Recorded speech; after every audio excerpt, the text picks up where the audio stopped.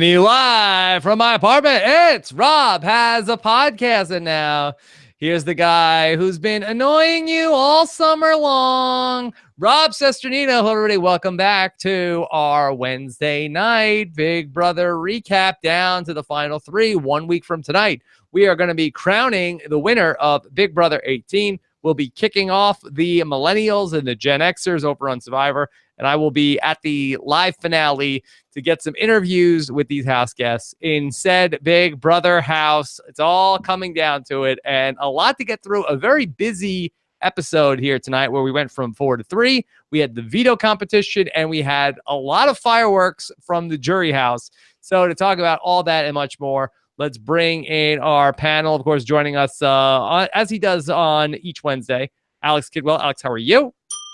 Doing good, Rob. Watching that jury segment, truly the only word for it is oh yeah, good jury, not friendship going on in the jury house. And then here with us is a man. He is not a weak ass bitch. Welcome, Taryn. Taryn, how are you? I'm sorry. You're just so handsome. You're distracting me. Sorry. I can't figure out what to say. You're just too good looking. Have not heard that before. Boy, so very excited to get into it. We've got the chat room going on robinswebsite.com, plus our hashtag RHAP. Of course, Friday night we'll be back once again for our special recap show, our recap of the recap from Friday night. So be on the lookout for that, and we can get into some spoilers probably at that time of who's won part one of the competition. So as we head towards next Wednesday's finale. So great night for Paul. We really felt like things were really looking bad for the sitting ducks when it looked like Paul and Victor were up on the block. But if you're a fan of the Paul, if you have the friendship, then things have really turned around substantially here over the last 24 to 36 hours since word first broke from Miss Cleo that Paul was the final four HOH. Taryn, do you believe that it is starting to look like destiny, that the winner of Big Brother 18 could be your boy? I really, really wish that I could say yes, but after tonight, I'm honestly terrified that it's actually James's destiny. What? Why? Because I really think James is probably going to be sitting there in the end, and an uncomfortable amount of people said that they liked James's game and that they were rooting for him in that jury house. So I'm really scared. What's Michelle? the like, Alex? Not much. We need somebody with some strategic acumen needs to hurry up and get in there so they can slap some sense into these people. Yeah. Boy, I would have a hard time seeing James winning over Nicole or Paul. Where is all this support coming from? Like if it's Nicole versus James, that you feel like that this, I could see that more, I feel like, Taryn, because I feel like that there seems like to be an anti where Michelle is drawing pictures of Snake Cole, and then potentially if she has support, like this is fascinating stuff. We got to talk about the jury house and the regular house all at once, because it really, that battle between Paulie and Paulie and Devon has really divided the jury house into two. And you just have to figure out that there's no way that Devon and Paulie will be voting for the same person to win the game. True or false, Taryn? That's absolutely what I was thinking immediately after it happened. Like, there is no way that Devon wants to support anything that Paulie is a part of. So I really think that, especially because I think Paulie is definitely voting for Nicole if she's there. And so I think Nicole may have lost some votes due to Paulie, you know? Yeah. And knowing that Devon was a big fan and supporter of Victor, having Victor in there who's clearly going to be championing and advocating for Paul, I think that's a factor too. And it makes it very interesting where there's some obvious scenarios where it's like, okay, Nicole versus Paul. I feel like that we have a good sense of how that's going to go. I feel like that the Paulie side of things is going to vote for Nicole and bring Corey in.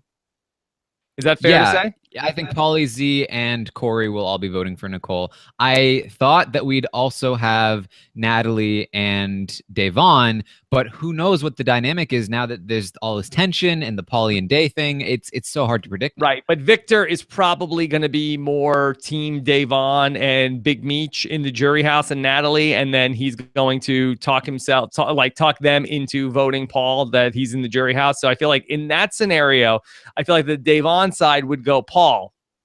Right. Yeah, I could see that, but I was particularly, and maybe I shouldn't have been surprised by it, but I thought it was very interesting when we got that soundbite from Pauly, and he talks about James played a fantastic social game, Corey did all this, Nicole did all this, so it's really up in the, and he didn't even mention Paul, and I'm like, oh, like he's the one guy we're not going to talk about at all.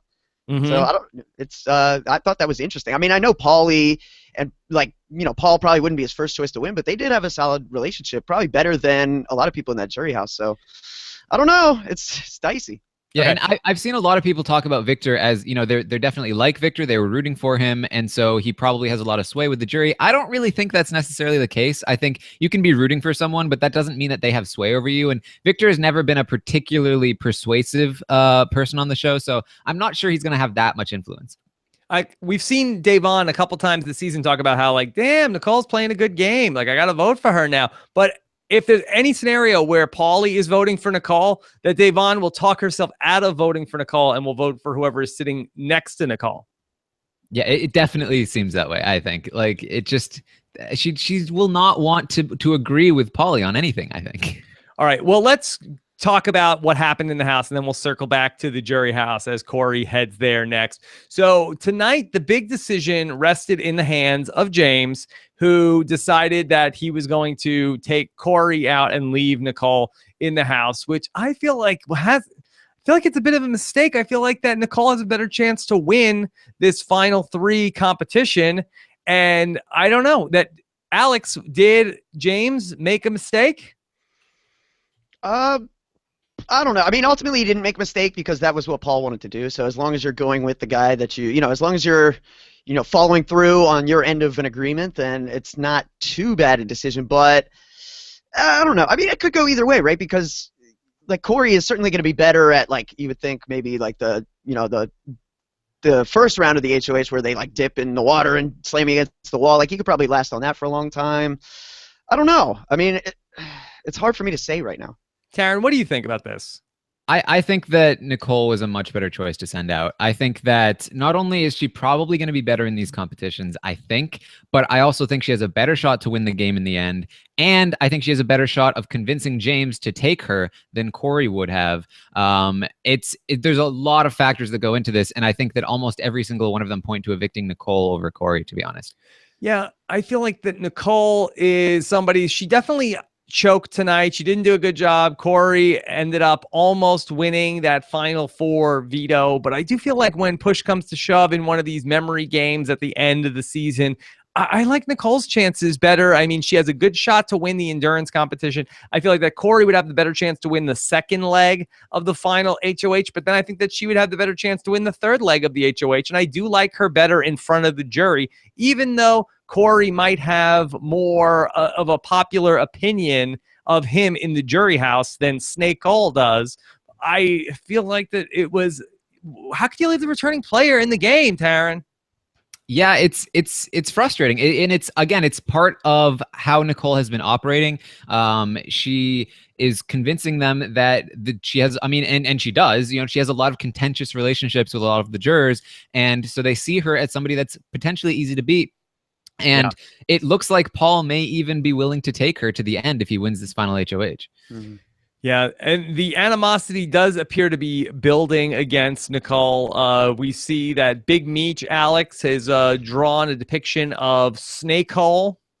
Yeah, Snake Hole. It's Nicole's head with the serpent body. Yeah. Oh, boy. Yeah, that's really stuck from Josiah. He might have actually been the Messiah.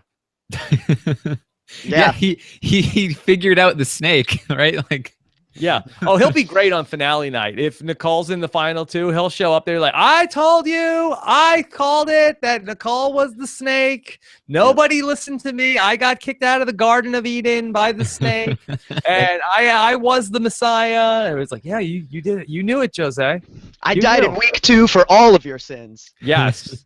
So, all interesting stuff going on. That Taryn, Corey claimed that he was blindsided by this. Is that true? Did Corey not know that James was going to evict him tonight? No, that wasn't true at all. I think maybe what he was referring to was that he was surprised that James would have done it when he found out about it, but he definitely knew he was going home long before he actually went home. Yeah. Corey is, again, not great on his feet, not great with words or anything like that. And he's a guy you would love to sit next to. And if there's anything sort of like any public speaking that it's going to come down to, Corey is a great guy to be sitting next to, Alex. Yeah, you got to think so. Although, unless you're Nicole, right? On this season, I mean, there's a lot of attractive targets from that perspective. Certainly, I don't think James is an elocutionist. Yeah, we really feel like that Paul would run circles around either of these two if he can make it to the final two against them, Taryn. Yeah, and it would be more exciting if we had a pre-taped jury questioning where they actually got to articulate any sort of arguments. And it might actually make a difference, but we probably won't. So it probably won't make much of a difference, unfortunately. Oh boy!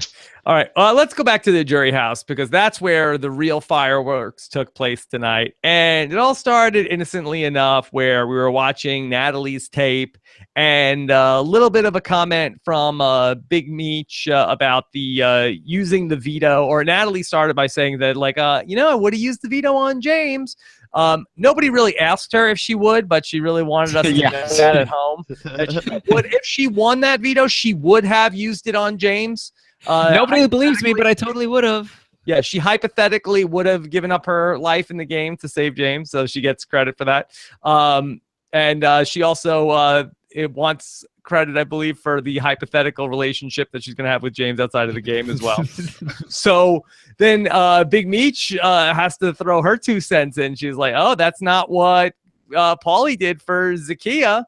And we were off. We were off to the races. Yeah, she just dropped the golden apple right in the middle, and everyone just goes nuts. Yeah. So apparently the dynamics in the jury house where everything was all fine and dandy before Paulie got there, that Zakiya was just one of the girls. At the point where Paulie got to the jury house, Zakiya did not seem to be a fan of his. That I believe. What did she say about him, Taryn? Do you remember?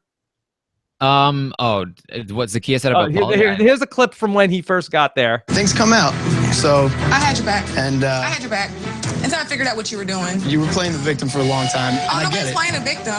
I see where the bitch is. I see where the loser is. I see where the loser he's is. Here. I see where bitch is. He's here. Not Corey. Yeah, not Corey. But it's all good now. It's all good. But Alex, let's talk about Zakiya. I mean, can she not meet any? Is it that he is the only man? It's like the end of the world scenario. That's like the fantasy of being the last man on earth. You have your pick of whoever is around. Is that the case for Paulie? Well, certainly the jury house dynamic is, the male-female ratio is certainly in his favor from that perspective. I think with Zakiya, no, I think she could totally, do better. It's just one of these situations where, I mean, if you look at her comic was just like the hottie. You know what I mean? It's like she didn't really bring a personality too much to this season. It's like, yeah, you're gorgeous, but we didn't really get to see who Zakiya was too much this season. It was a lot of just kind of, I don't know if it was more insecurity or just uncertainty or what, but I mean, yeah, just she really was probably the biggest non-entity of the season. Taryn, can she just not meet anybody in real life? Is she struggling with meeting people? Like, don't we have somebody better that we can introduce her to? I mean, I don't know. It seems like you know, if she's attracted to a guy like Paulie, then, you know, anybody that like a normal person might introduce to her might not be her type. I don't know.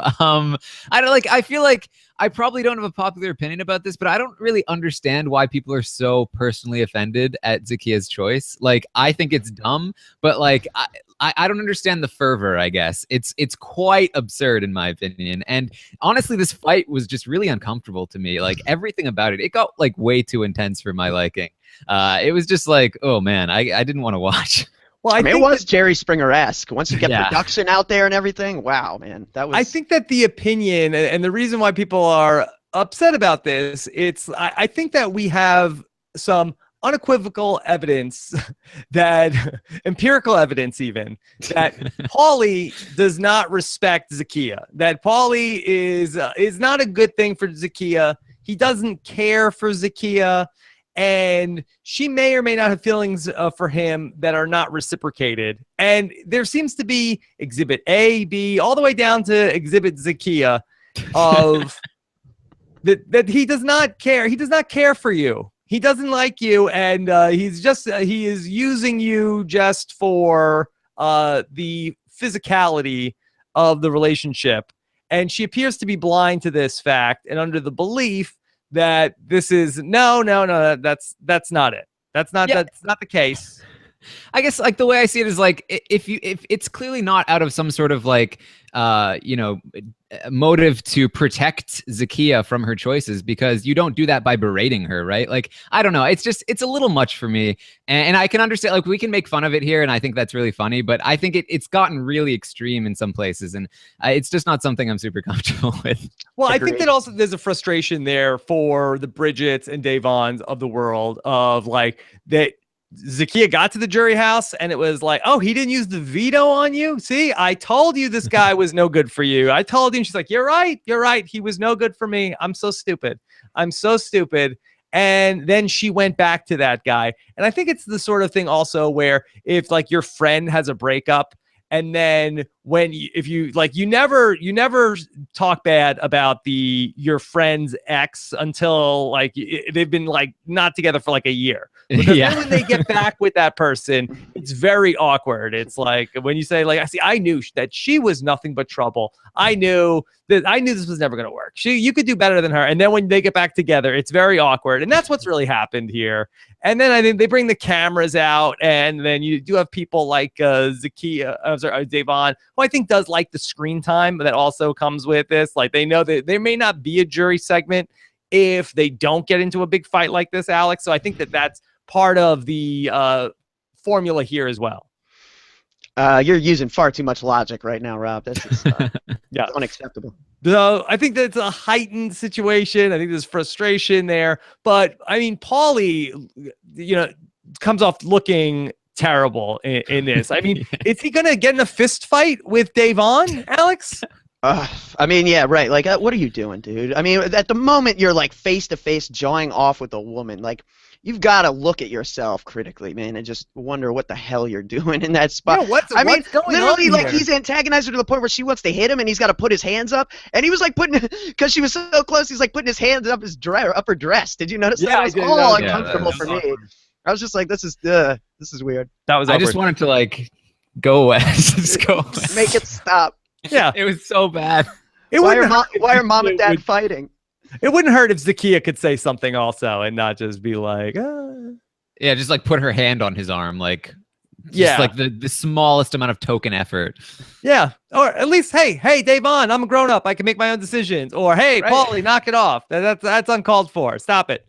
Look, Davon, you're my friend, and Paulie, that I can't keep my hands to myself in this jury house right now. And so whatever. But now she's just like, oh, this is too much. So it's crazy. It's crazy, and it's just I don't get it. I don't get anything that's going on in the jury house. Big Meech and Bridget got a real show. Yeah, Big Meech's reaction was like definitely the internet's reaction in that moment. Yeah. She loved it. Also, if you ever go back and watch this, if you have the courage to do so, I think Bridget had a really funny reaction as well. She's just like diving out of the way of Davon getting closer and closer to Paulie. Excuse me. Yeah. It's like, oh man. And then we got to see a lot of behind the scenes of the Jury House and just how much production is going on there. Alex, were you surprised that there were that many production people at the Jury House, Alex?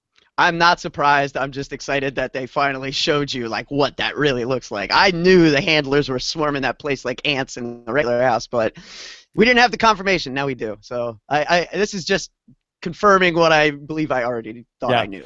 Darren, what do you think of the guy who was like the first responder on the scene? Were you sort of thrown off by like, who's this guy?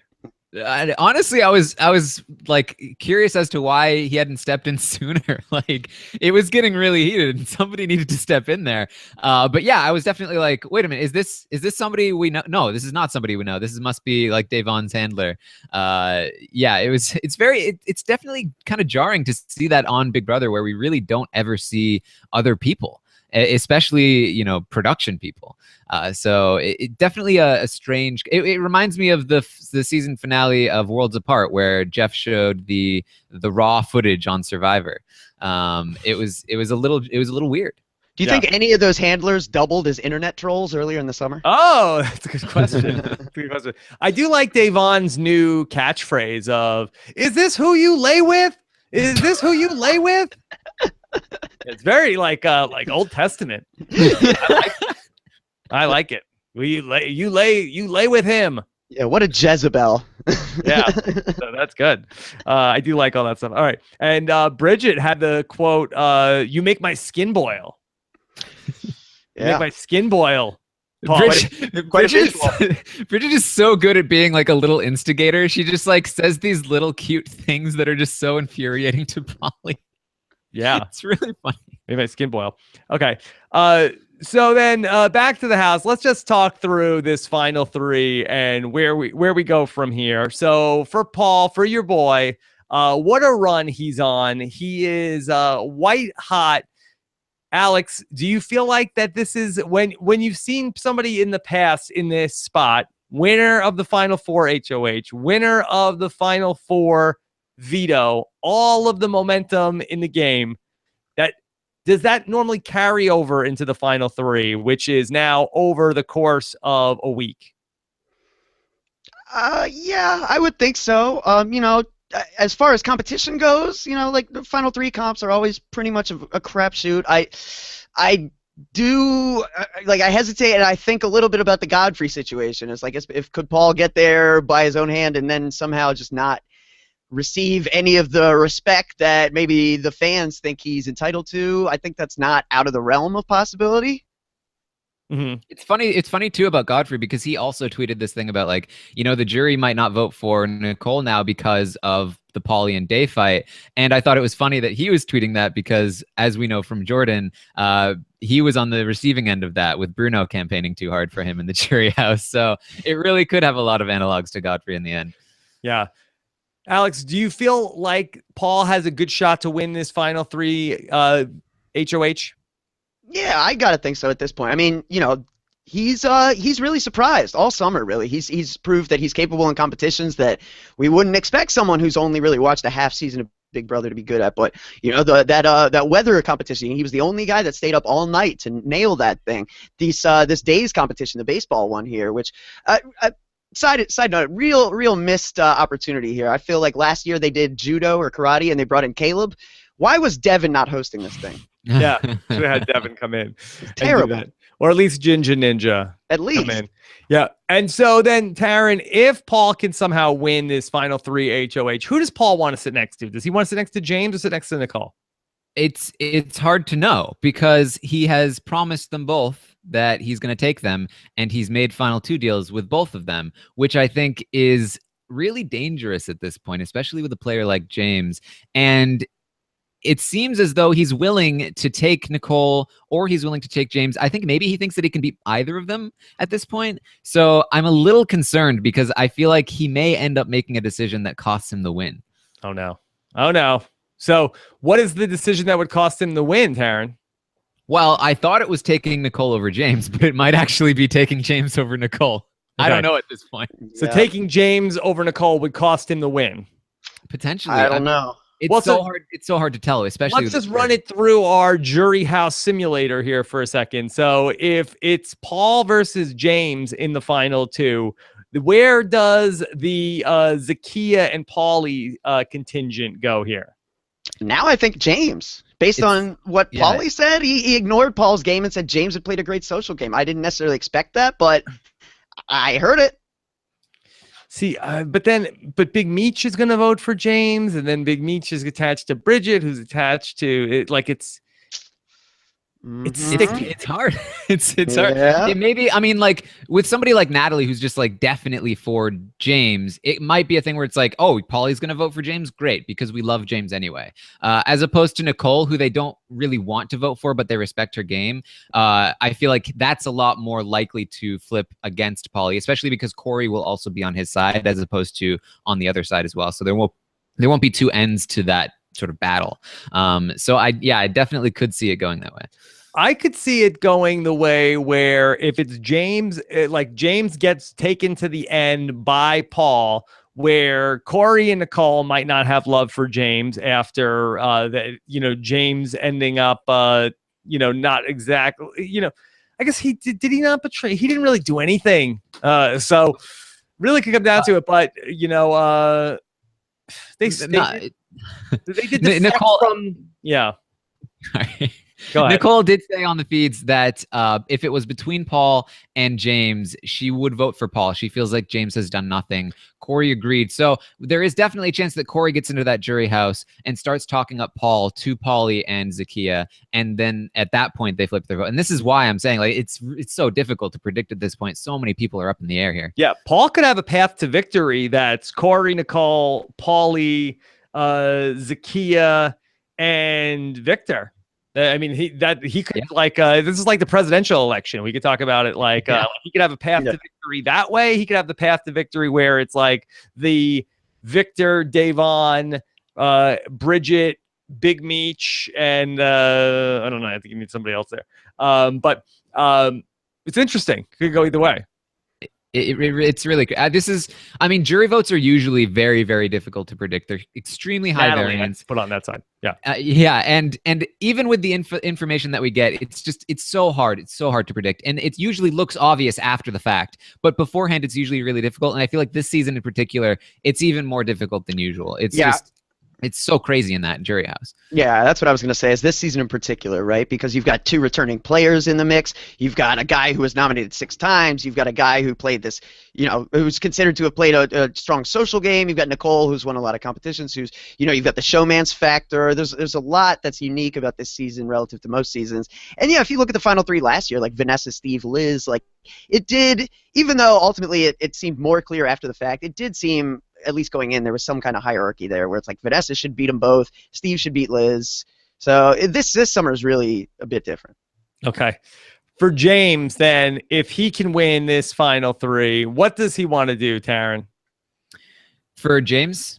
Yes.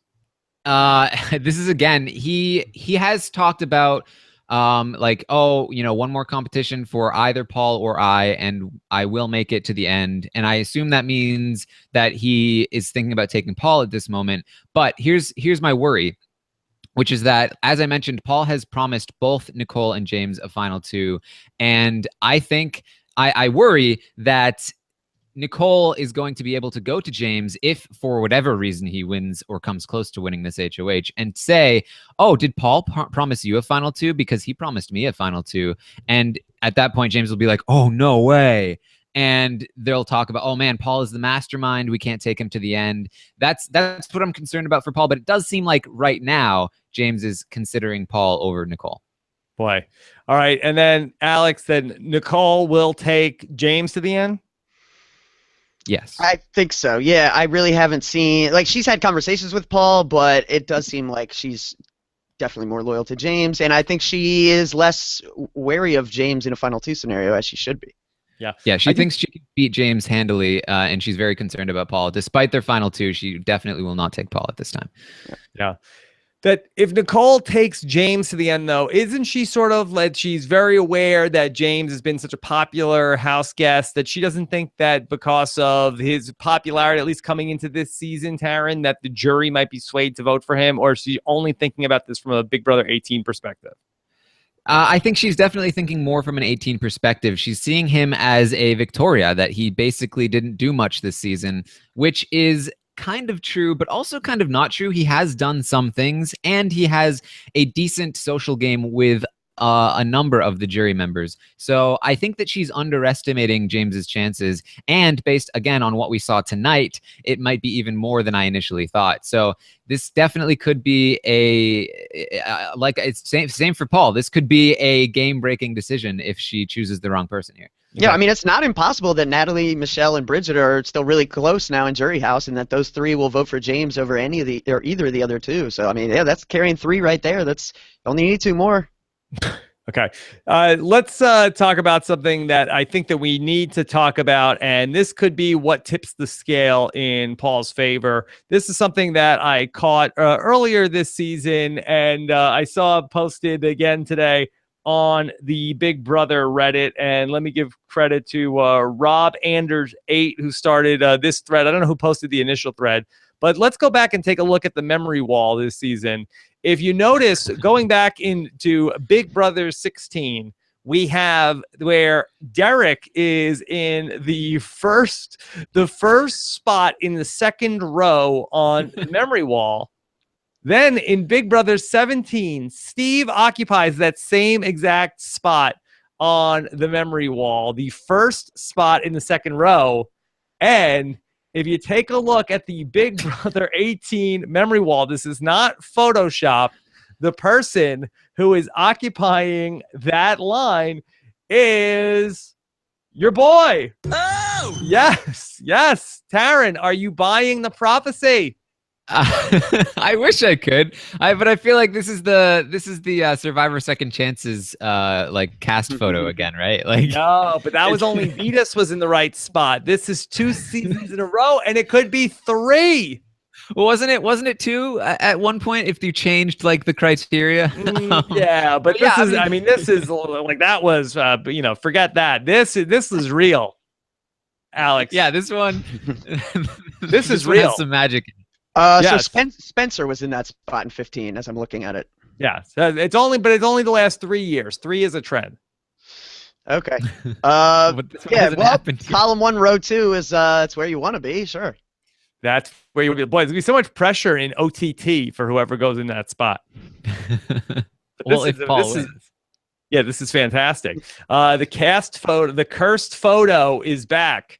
So we'll see. Look at where is James? That he's that Natalie is kissing his picture. Is that what's going on here? I mean, at least Johnny Mac was in that spot in BB17, but Amber is in that spot in BB16. So that's no good. And then where is Nicole? Nicole is down in the spot underneath Paul, which in BB17 is the Coach Audrey spot. And then Christine from BB16. So that's no good either. You want to be in that winner spot. # winner spot. You know, what would be genuinely funny is if Paul did win and this kind of got around and the person in that spot in the next season was targeted because of their spot on the memory. Yes. Oh, look, he's in the winner spot. We have to put them up on the block. We have to put them up. Hey, Corey is in Nicole's spot from 2 summers ago. How about that? Oh boy, and he's in her. Let's get into the questions. With Scott has a bunch of them that are fired up and ready to go. Boy, I couldn't believe it, Alex, tonight that it was such a baseball themed night. That it was finally the night that Corey got to first base with Nicole. We've been waiting all summer long. Will they or won't they? What's going to happen? There's so much tension. But finally, for the very first time, they locked lips. First base. Yeah, I actually I caught myself talking to my feeds earlier because Nicole said something. She's like, "Do you think America has seen us kiss yet?" And I said, "America has seen you kiss pelvises, Nicole. Stop it." My God. Wow. Oh, there you go. All right. So Kiss pelvis. I never even heard that term before. Yeah, I think I just made it up. That's very graphic. Okay. Percy Jackson fan says, do you think it was smart to get rid of Corey over Nicole? Taryn says it was not smart. Alex, that are you in or out? Not smart? Yeah, I agree. I tend to want to get rid of the people who are thinking more often and more intelligently about the game, and I do believe that's Nicole of that duo. Taryn, from the feeds, could you tell, did Paul have any insight into what James's decision was going to be, or was this 100% James?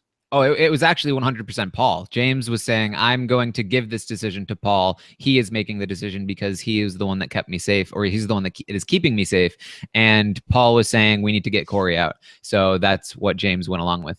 So I have a text message from Tyson Apostle. Was that the right person to evict? What should I say to him? No. No. Okay. I love that Tyson knows what Big Brother is right now. No, I don't think so. He was like over at somebody's house and it was on, and now he's No. Well, he's talking about it on News AF. Yes. Tyson's watching his Big Brother. All right. Goob 1115 says apparently James said to a camera that he'd take Paul to the final 2. Do you believe him? Should we believe James? This is what what I was talking about earlier, where like right now it seems as though he is leaning toward that direction, but there's a lot of openings for Nicole to dig into and change his mind. Yeah. Is there any precedent of how this works with James is in a situation? So it's James, another guy, and a girl. Do we know how do we have any sort of precedent where we can, does this work out well?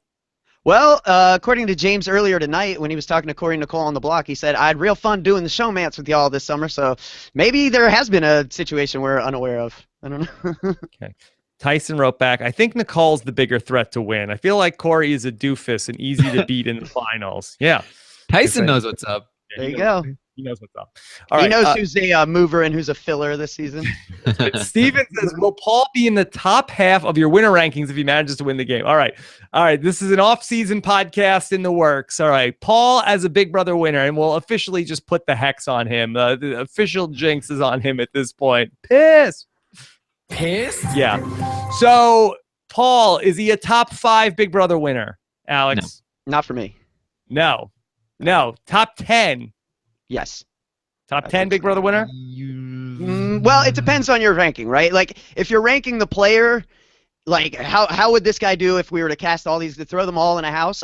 He's in my top 10. If we're just ranking the winning game and only looking at the season, I can't, because Victor being back 3 times, like, 2 of those should have been Paul going home. Like, we get that. You know what I mean? By proxy, if Victor's not there, the next person on that side every time would have been Paul. So, I mean, it almost does kind of put him in that a little bit in, like, the camp of winners who were benefited by twists. Okay, camp of winners benefited by twists. Okay, that sounds like a season. We'll bring those people back. Summer camp. Yeah. Okay. Byron says, does Nicole know what literally means? What did Nicole say that was literally, Taryn? Do you know? I don't, but I'm pretty sure that the definition of literally has been expanded to include things that are not literal. So I think she's good, actually. It gets thrown around quite liberally these days, and it's not just in the Big Brother house. I blame Rob Lowe on Parks and Recreation. Okay. Gets thrown around quite literally. Katie Wallace, was that the best jury segment we've ever seen? Yeah, Julie Chen called it the most explosive jury house that we've ever had. First off, Taryn, is that hyperbole? Probably not. That's one of the more explosive scenes I've seen on Big Brother, especially in a long time. Like this sort of thing used to happen a little more often in the earlier seasons, but it really hasn't happened a lot recently. Like to the point where like producers need to get involved, or handlers, and we're seeing stuff that we shouldn't, and people are like in each other's faces. Like honestly, this to me was worse than the Willie Hance headbutt. Right? Worse than the Willie Hance headbutt. Well, we haven't seen anything like it since then. That's definitely the most recent comparison that I would, you've also got, I guess, Janelle and Bo were face-to-face at one point. You had Michael and Cappy that same season. But, yeah, those confrontations, they've been few and far between lately.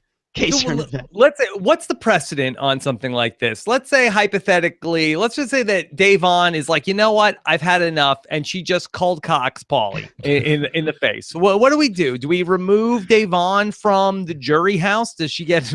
Do we like have to keep her like in the Hannibal Lecter mask at that point and just hold her there? Do they like sequester her and then we'll just see her on finale night? You better she's- believe I'm pressing charges. Yeah. I think she's probably out of jury and probably not casting a vote. They probably send her home. I'm 100% blown away. Yeah.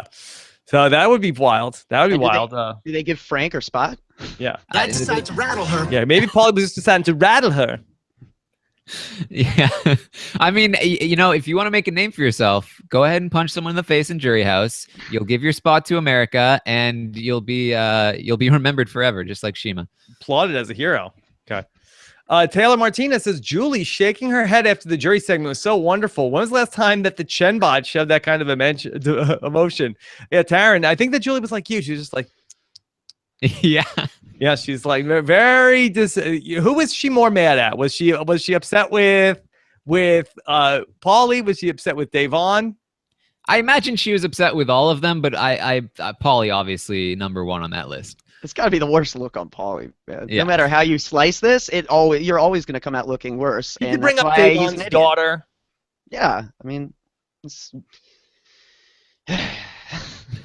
I mean, like the last time. I mean, Julie doesn't show much emotion. Obviously, season 3. I think when she whacks Marcellus over the head after he doesn't use the veto. That's probably the best Julie moment. I think she was a little upset at Natalie earlier in the season. I think that she was obviously upset with Aaron a few seasons ago. So she does occasionally show this sort of displeasure at some of the house guests. But do you think that that's actual displeasure from Julie Chen, where she's like, I have these people on my show and they can't even behave themselves in the jury house, or she's like, oh, this is a damn good show. This is a damn good segment. This is a damn good steak. I think she's got to be happy that stuff is happening, right? It's a very realistic possibility, I think. And while you're on that clip, get Outback in there with some big bloke beers and calm these people down. That beer? Do you think that's the answer? Beer, blooming onions, and mateship, Rob. This is what we need. I think they need Ziggy Marley in that jury house right now. No, Paulie needs the wings to feed the biceps. No, the wings were from the Jersey Shore. Oh, it smells worse than a porta potty at the Jersey Shore after an all-you-can-eat wings competition. I mean, this thing is disgusting. Yeah. No Wow. wings. No wings, Taryn. That's the last thing we need in the jury house. Turn it to Uncle Austin's cabin. Yeah. Today has been rough, says painting, homemade necklaces, and tie-dye shirts. They just sit and do crafts all day in the jury when they're not fighting. Yeah. And Paulie's just watching them do crafts. He's working on different activities. He's working. I think they also get Netflix there. So. So there's Netflixing and chilling going on, Taryn? Maybe. Look, I just gotta Netflix and chill with my girl Z for a couple of days, and then we'll see what happens when I get back home to those typical Jersey girls. And what was the deal with that last time they all were sitting around the table? Like, Paulie's grilling, but he's only grilling one burger, and everyone was like sitting around with plates. Like, were they expecting him to make them burgers too? Like, He made that good steak. Yeah.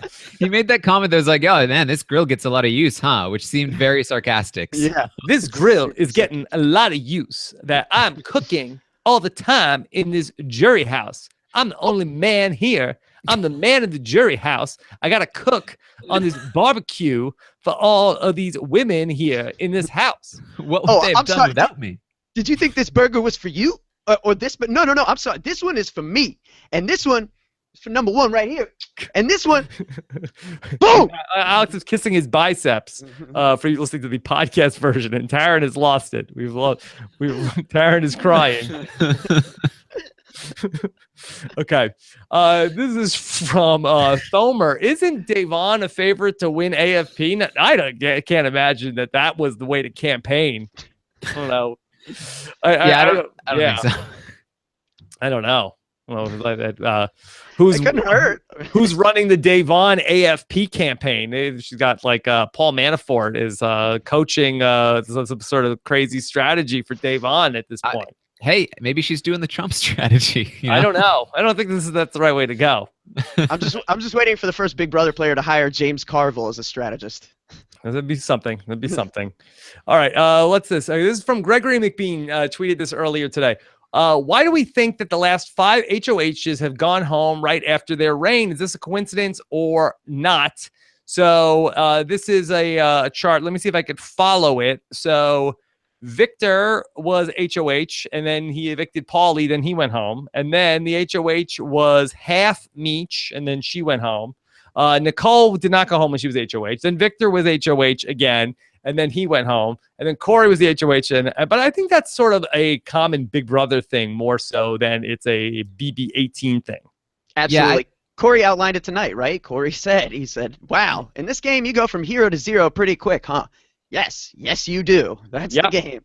Yep. Yeah, and it's why throwing competitions is often a good strategy. And especially if we see a lot of this, I think it is somewhat of an indicator of poor gameplay. They're not capable of handling the power correctly, and so they keep putting themselves in positions to be evicted the very next week.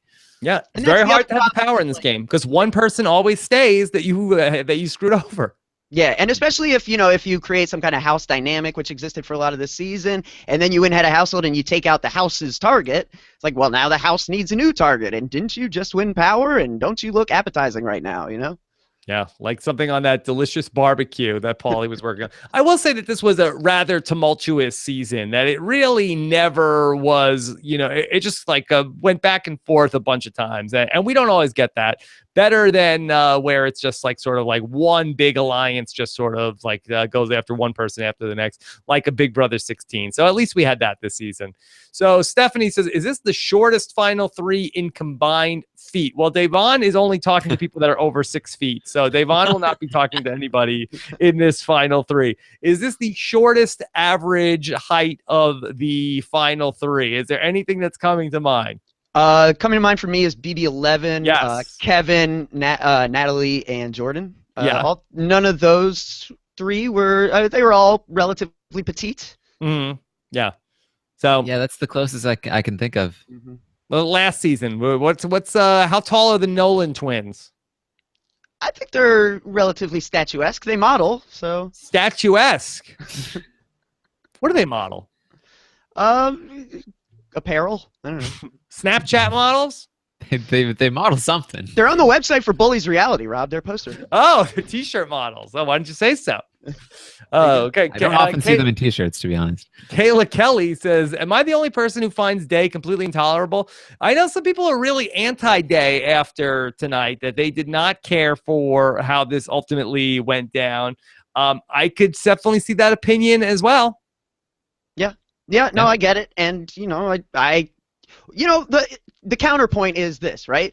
We've heard that, that the girls are like icing out Zakiya. We don't know what that looked like, right? We don't know, like, maybe for the last 2 weeks they've been like just getting in little digs at Paulie. I'm not going to say that's an excuse for him to do what he did, but maybe that's context we don't have. Maybe, Mm-hmm. Yeah. It's hard to say. Davon did not carry herself great, but Paulie has been pretty terrible this whole season. So if she was doing it to anybody else, that I would say, boy, Davon really way over the top. But because she did it to Paulie, I'm willing to look past any sort of poor form on Davon's part. Yeah, especially once you bring the daughter into it. It's like, yeah, of course she's going to lose it, man. That's below the belt, right? And it's not a good look for a guy who is looking like he's ready to fist fight with a woman. No. That's probably not strong. Look, that's my Callie of Fury charm. I'll fight any woman that wants to fight me. I don't care. I was bred for this. And like we talked about earlier, when he finally decides he's not going to fight, he puts his hands up, and then he looks like he's going for a grab or something, so it's not any better. Yeah. He can't win, this kid. He needs to just go to bed for the next week. And that's what I'm trying to tell Zakiya this whole time. It's time to go to bed, Z. Let's catch up on some Z's in my bed.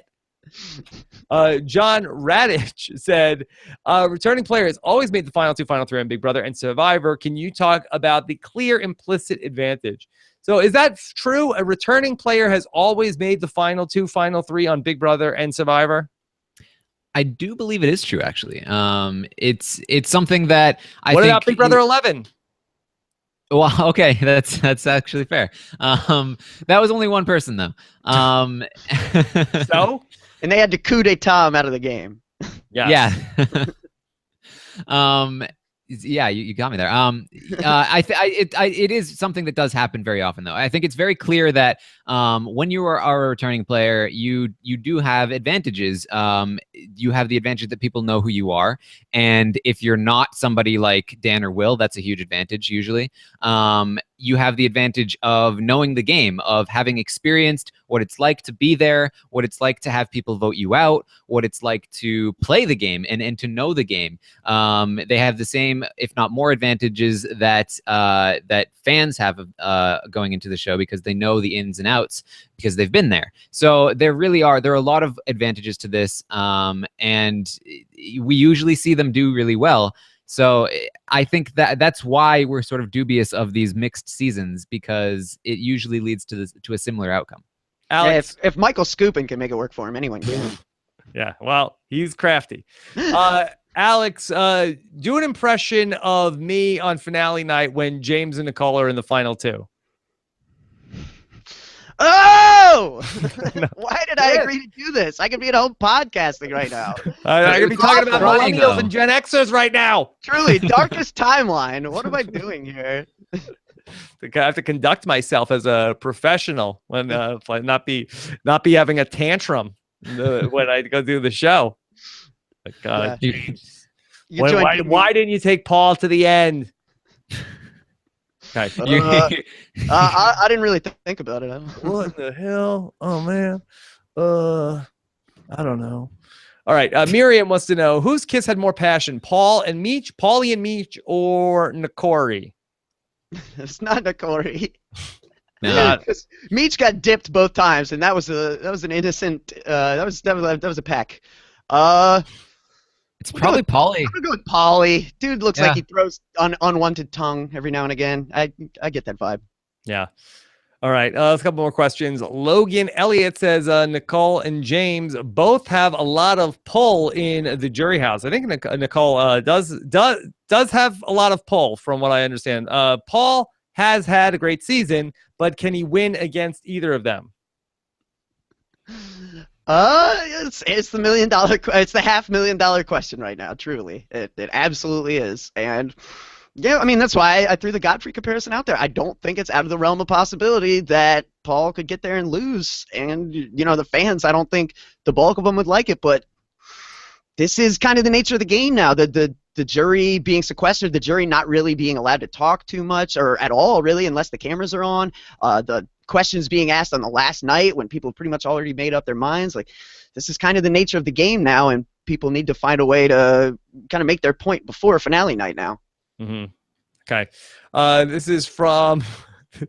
yeah, this is a good question from Ian Fernsey, who said, if you're looking for a man for Zakiya, you may not have to look far. Is Taryn single? Taryn, would you date Zakiya after the show? No. No. Why? Nightly is Taryn single question. Yeah.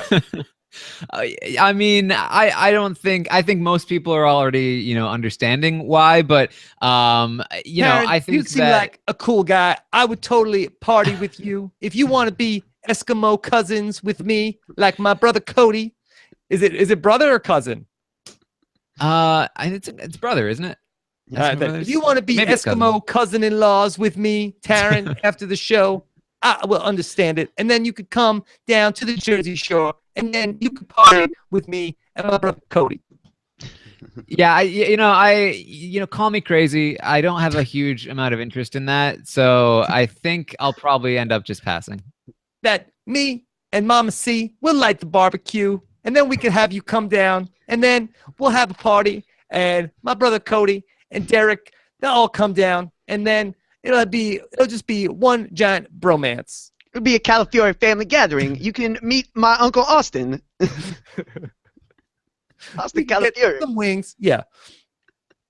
Chris Frick says, in BB18, Brittany admired Dan's great gameplay in the jury, but still voted for Ian to win. Do you see a similar case with Day?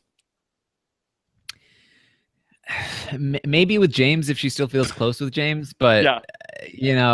I'm not sure I don't really know what the status of their relationship is right now. They were fairly close before they were separated, I guess, but I don't think has a rooting interest for James in the same way that Brittany had a rooting interest for Ian. Talk cheap, Alex.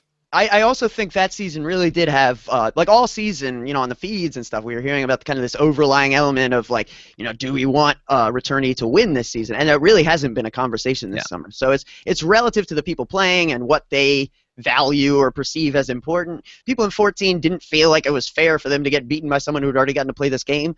People this season don't seem to have that mentality, and maybe it's just because there's no real Dan in the house, All right. Then finally, one last question. This is from Jay Steckley, who says, wouldn't Nat and Corey be a better showmance this season since they gave Julie the exact same answers about their current showmances? Yeah, I mean, if Corey can't even give a straight answer on what's the future of this showmance, this is not looking great for the future of Nikori, Taryn. She even coached him. She said, like, you'd better be nice to me when Julie asks this question because I know she's going to, which I do want to briefly side note. She did a lot of coaching to Corey. I mean, this is classic Nicole. She's thinking of almost everything. And she has given him arguments to say in the jury in her favor. She has been coaching him she coached, like I said, on what to say to Julie. She even was like, you should speak a certain way about me when you get to the jury. Like it's very interesting to see because like I think a lot of people are underestimating what Nicole has been capable of this entire season, and I think this is just another example of the fact that she is really thinking long term and of more angles than some other players are thinking of, which is really interesting to me because Alex, that's a very good point that Corey could get to the jury house and then start with people like, Nicole played. Oh my gosh, is that Netflix? Do they have? Oh my gosh, is that Airbud Santa? Oh my gosh. Oh, okay, all right. Golden retrievers and Christmas. Yeah. You'd never get them away from the screen. I do think that that's possible, and I also think that we can't count on Corey to like go in there and like change people's minds because who really, besides Paulie, who really had like a good working relationship with Corey in that jury? He spent most of his time hanging with Nicole in the bed, so there's not a lot of people in there that are like, oh, I really want to hear what Corey's perspective is on all this. Maybe Mr. Jenkins. And I wasn't saying that it was necessarily going to be like super effective, but I liked to see that she thought of it, right? Where nobody else has this entire season. Okay, let's do one last question. One more. Brendan Fitzpatrick said, not that I think so, but is there anything James could say in a final speech for him to win the game? Any votes for him? Well, I think that there certainly is a scenario where James can win the game. Taryn, what does that look like where James is going to win? So obviously it starts with Natalie, and then Natalie plus Big Meech, and then who else is going to be in this James camp? Bridget? It looks like Bridget might be there. And Nat, then Meech, Bridget, and then they pull in Devon. Potentially. I don't know how solid Devon is, but if it's James versus Nicole, then I think James probably has Paul and Victor as well, which probably puts him over the edge there. If it's James versus Paul, then that might be a little trickier. He probably needs Paulie and Zakiya, which means that he needs to make sure Corey doesn't convince Paulie and Zakiya that James has done nothing. So I think James might actually have a better shot against Nicole at this point, but it's so hard to tell. I don't know. Should be interesting. What James really needs to do, he needs to get to final two and then just get up there. Good evening, ladies and gentlemen. I've been playing the character of James Hewling for the last 2 years, and it has all been an act. I am a Rain Man. Like, just go off. Wow. That's what he needs to do. That would be something. Alex, 2 weeks from tonight, you know what that is. Yeah, you know me. BB18. The countdown is on. I don't know how we're gonna have a Big Brother next 7 days and the finale, and then start with BB18. I don't understand how this is all happening so quickly.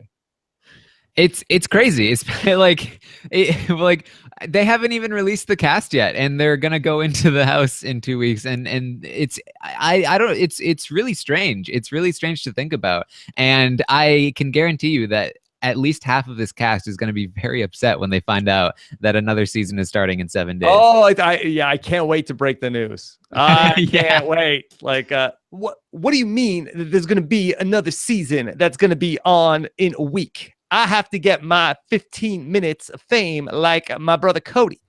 So Corey's gonna be pissed. You know, my friend, I know a guy, Clay, who was able to sell a lot of T-shirts based on his showmance last season after the season was over. Corey T-shirts out and there. I feel like I've not been given the same opportunity. It's not fair. It's not fair. So Big Meech is going to be the most pissed, I think, out of anybody. So then when we get to that, though, at what point will the BB18 people be sequestered, Taryn? And will we have to watch 10 weeks of live feeds of like, so who do you think won? Who do you think won?